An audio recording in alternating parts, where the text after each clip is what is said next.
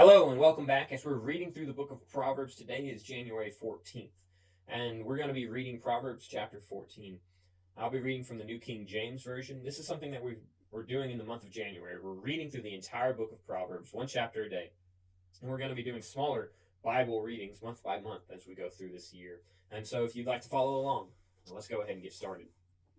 The wise woman builds her house, but the foolish pulls it down with her hands. He who walks in his uprightness fears the Lord, but he who is perverse in his ways despises him. In the mouth of a fool is a rod of pride, but the lips of the wise will preserve them.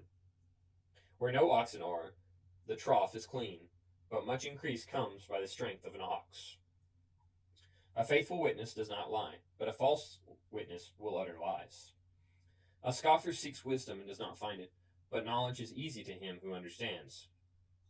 Go from the presence of a foolish man, when you do not perceive in him the lips of knowledge. The wisdom of the prudent is to understand his way, but the folly of fools is deceit.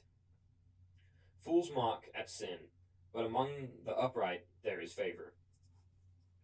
The heart knows it is its own bitterness, and a stranger does not share its joy. The house of the wicked will be overthrown, but the tent of the upright will flourish. There is a way that seems right to man, but its end is the way of death. Even in laughter the heart may sorrow, and the end of mirth may be grief. The backslider in heart will be filled with his own ways, but a good man will be satisfied from above. The simple believe every word, but the prudent considers well his steps. A wise man fears and departs from evil, but a fool rages and is self-confident. A quick-tempered man acts foolishly, and a man of wicked intentions is hated. The simple inert folly, but the prudent are crowned with knowledge.